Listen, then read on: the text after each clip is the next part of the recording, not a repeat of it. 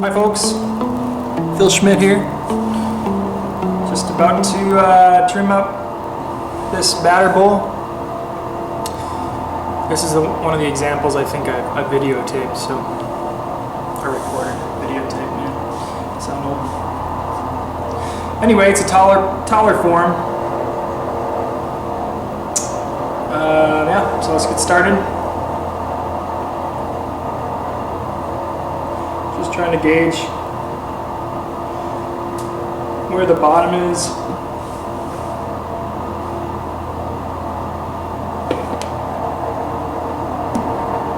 And this is tapping on center. It's a technique I use to get the pot all set and centered, and it goes pretty fast, so that's why I like it. If you ever try and do it and you've never done it before, I guarantee you're going to be frustrated. It's harder than it looks. But Potter Steve Rolfe actually taught me to do it, and he said to use a old coffee tin, like a Folgers coffee tin with like some clay in there for weight, and just run your wheel and tap, tap, tap and practice. Practice will help you a lot, as it does with just about everything. So using this as a trimming tool, it's a Dolan. I like this triangle shape a lot. You can kind of get in where you need to with the corners, and it's flat on top, which is nice. Makes some nice marks.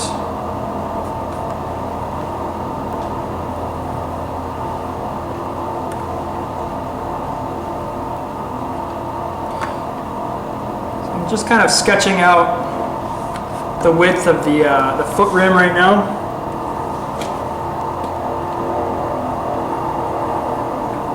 I don't want it to be too skinny, especially because it's a taller mixing bowl.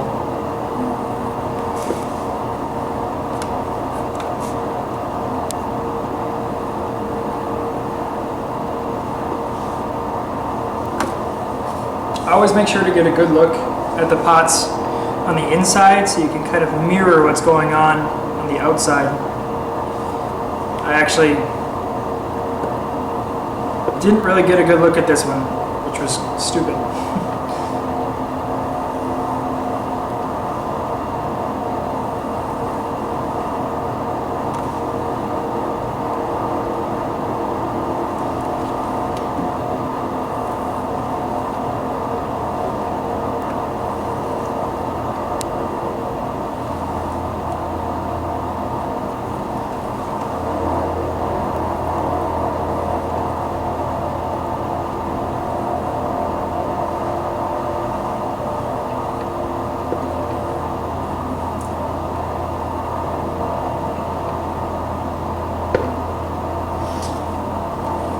Looking good. I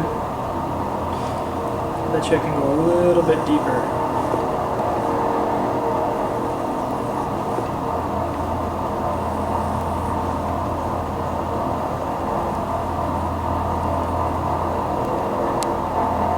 I'm just pressing down to kind of feel.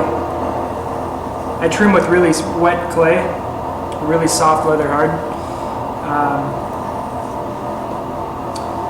A couple reasons. I think you find some really interesting marks that happen on softer clay, and I think it's easier once you get the hang of it. You don't have to exert nearly as much effort. It is a little annoying. These pieces of clay don't want to fall off when you're trimming, they just kind of stick. Get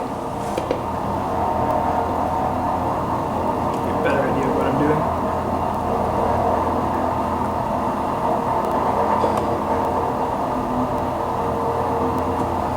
I don't try to run the wheel too fast. Sometimes I have to tell myself to slow down.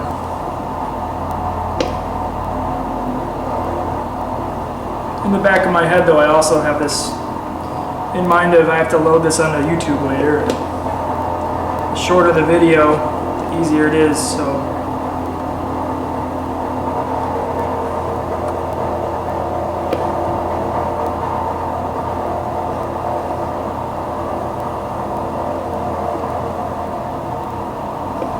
just gently pressing on the bottom to see if I am going too thin. have a rough idea of where the pot on the inside comes down, so I don't want to go too far or it's going to be a fragile mixing bowl.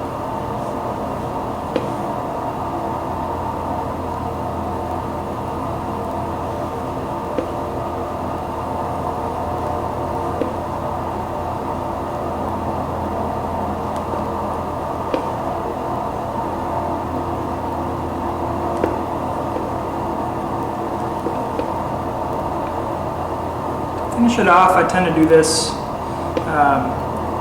kind of angled look on the bottom. It's just something that I started doing and liked, and I see it on a lot of other pots. It's not original by any means, but I do prefer it. I like it. Alright, let's take a look. It might be a little on the thick side. We'll see. Actually, you know, it feels pretty good. Oop. Let's zoom out again.